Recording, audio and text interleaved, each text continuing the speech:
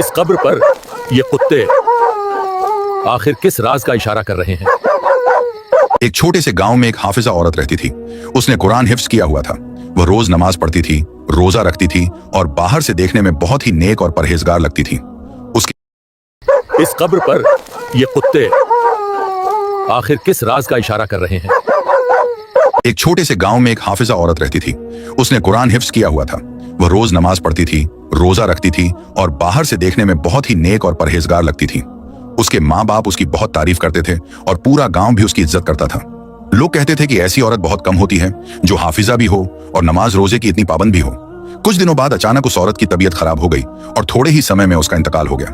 गांव में खबर फैल गई, लोग जमा हुए, नमाज जनाजा पढ़ी गई और उसे उसके दादा के साथ कब्रिस्तान ले जाया गया। सब कुछ आम तरीके से हुआ। कब्र खोदी गई, उसे दफना दिया गया और सारे लोग अपने अपने घर वापस आ गए। लेकिन जब रात हुई तो गांव के कब्रिस्तान से अजीब आवाजें आने लगी। बहुत सारे कुत्ते जोर जोर से रो रहे थे, चिल्ला रहे थे।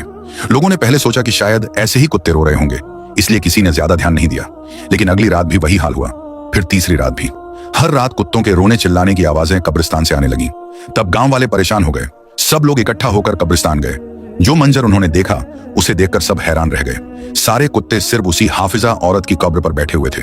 कुछ कुत्ते जोर जोर से रो रहे थे और कुछ कब्र की मिट्टी हटा रहे थे, जैसे कब्र को नोचने की कोशिश कर रहे हों।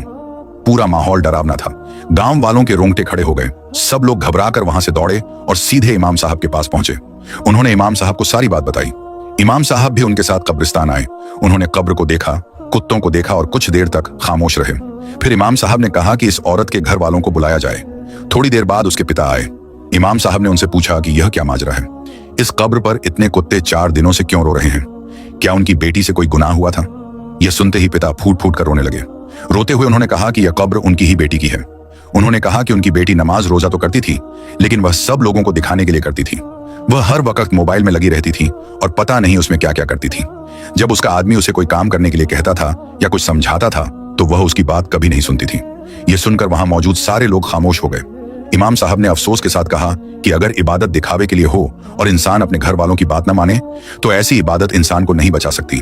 उस दिन के बाद पूरा गांव इस वाकये से डर गया और सबने इससे सबक लिया। इसी तरह और वाकयात सुनने के लिए चैनल को सब्सक्राइब करें और कमेंट में अल्लाहू अकबर जरूर लिखें।